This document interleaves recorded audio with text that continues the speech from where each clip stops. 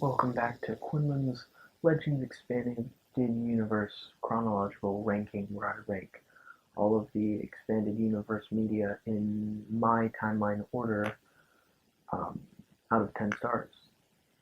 And today we have our first comic issue, which is Dawn of the Jedi Force Storm #1.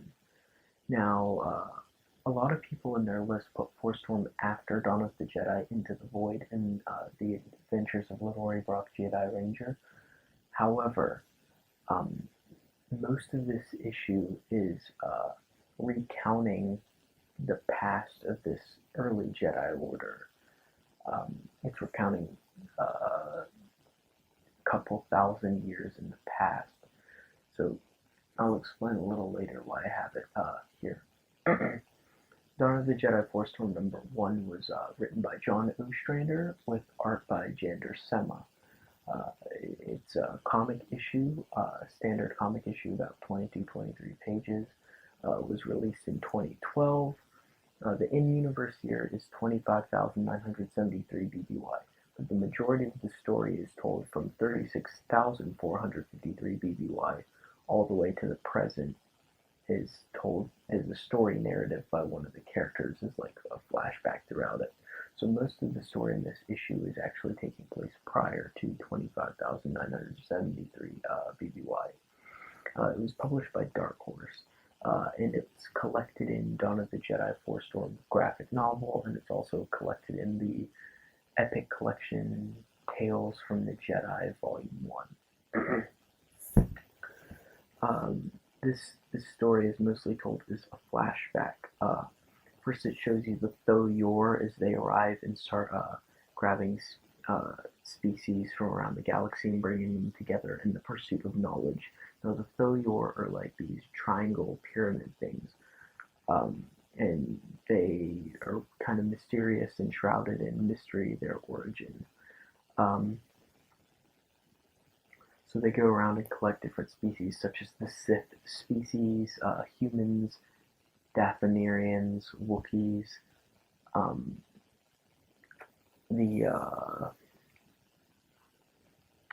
the Selkath, the Twi'lek, and also the Dai Bendu, among many others, even the Nogri, which was interesting to see Nogri all the way back here, which isn't necessarily a contradiction. Times are different, so the Nogri can then fade into obscurity again for the next couple 10,000 decades. Now, this details how the Tho-Yor pick them up and teach them how to learn and how to learn mastery over the Force and learn skills and learn knowledge and work together. And they settle on Tython, and Tython has a moon called Bogan and another moon called Asha, and Asha to them represents the light, and Bogan represents the darkness as aspects of the Force, and Tython equals the balance of the Force thereof, and they believe they had to achieve balance between light and dark, never going too far to either side.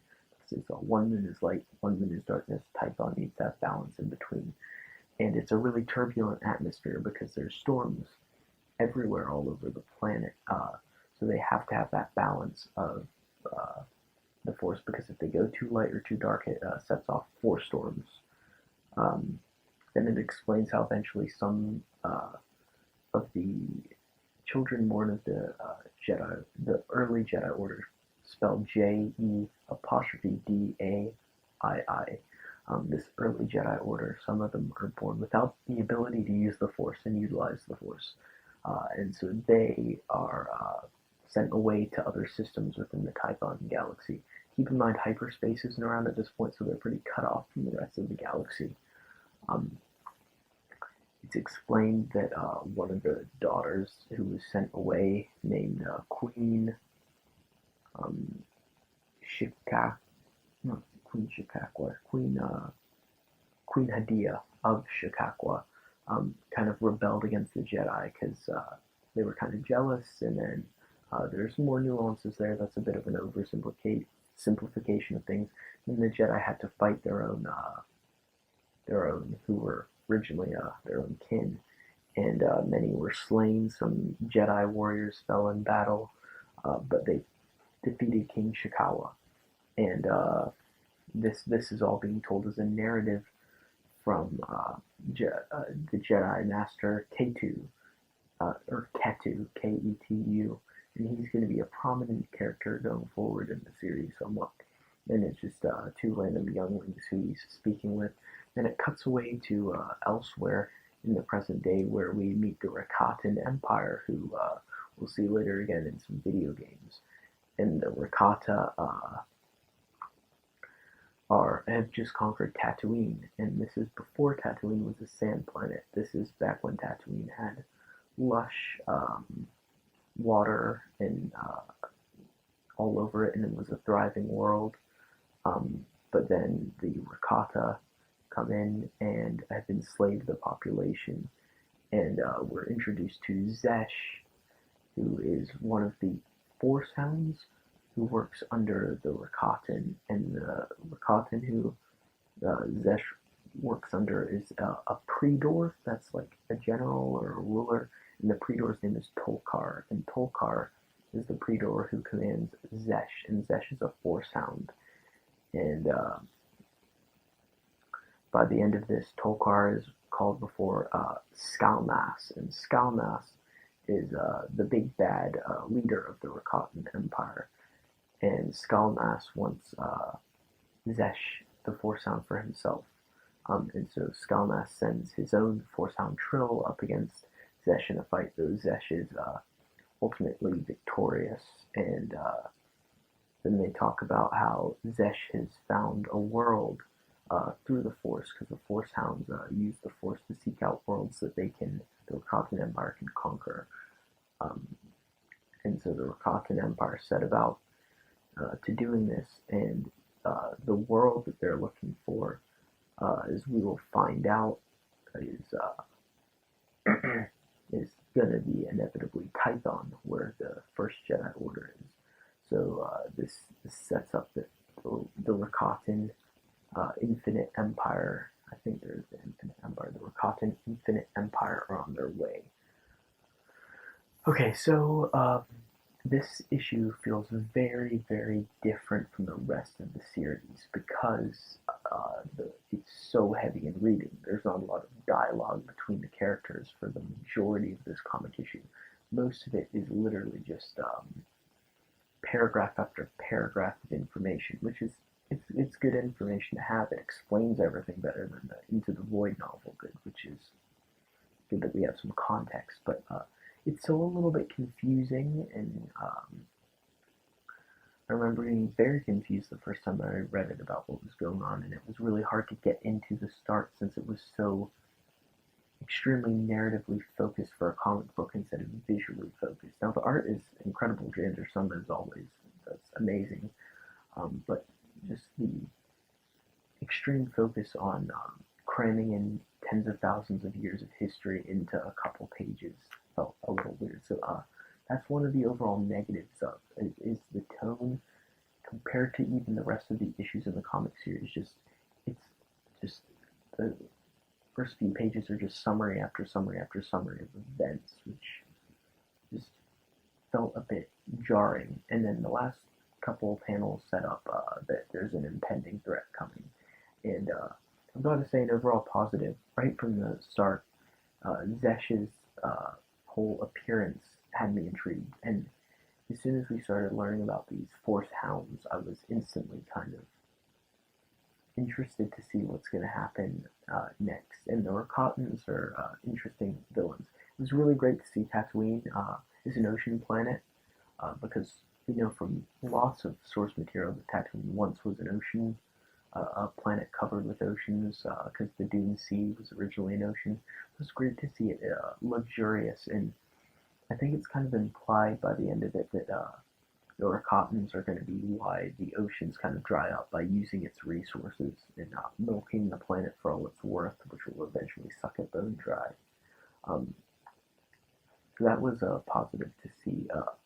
Other positives are, I think, the theological idea of achieving balance in the Force, not going too light and not going too dark. I find that really, really interesting, and I was instantly wanting to know more about that. So overall, this issue sets the stage for what's coming next, but it's also a really weird start, and it feels like it's just cramming in a lot of information for the sake of cramming in the information. I really wish that they'd um, spent more time either just done a comic issue on all of the different events they mentioned, each one, or just do comic series back then instead of just summarizing it up. It already feels like you're behind the eight ball and you're already missing out on story in the first issue. So that was a little bit weird. The start is very reading heavy for a comic book. But the failure, very interesting. That's a positive element. So the only really negative element I have is the odd start for a comic series. But positives, the Jedi's philosophy at this time, interesting. The failure, intriguing. The Force Hounds, very interesting.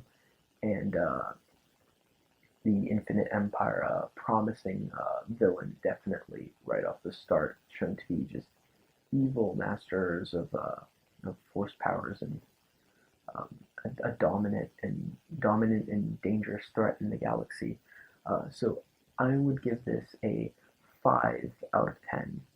A 5 out of 10.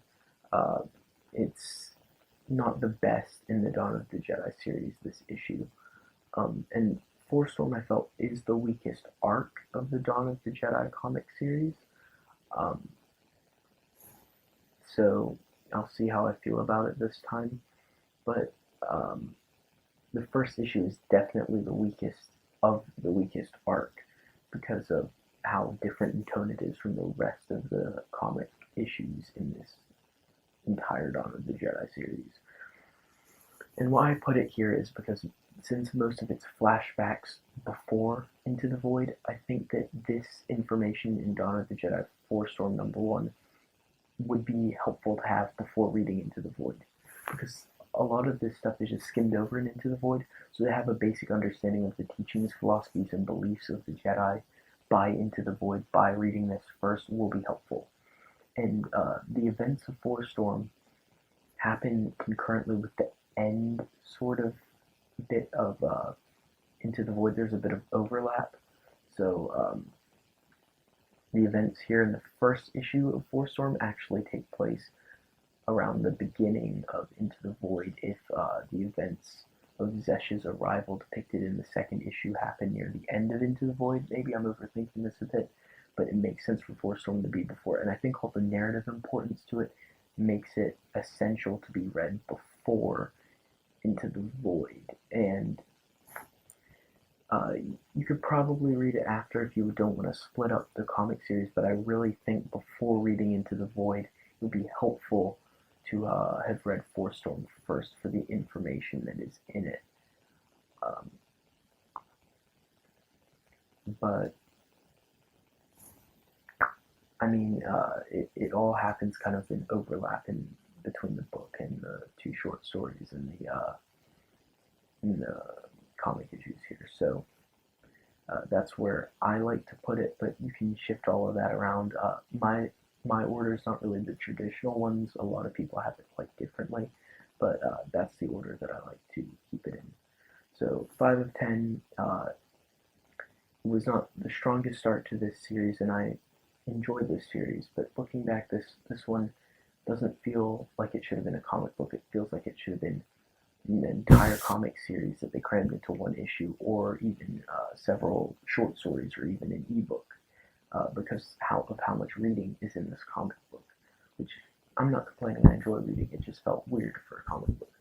But what is your rating? What did you think of this issue of Dawn of the Jedi Force Storm? Let me know in the comments.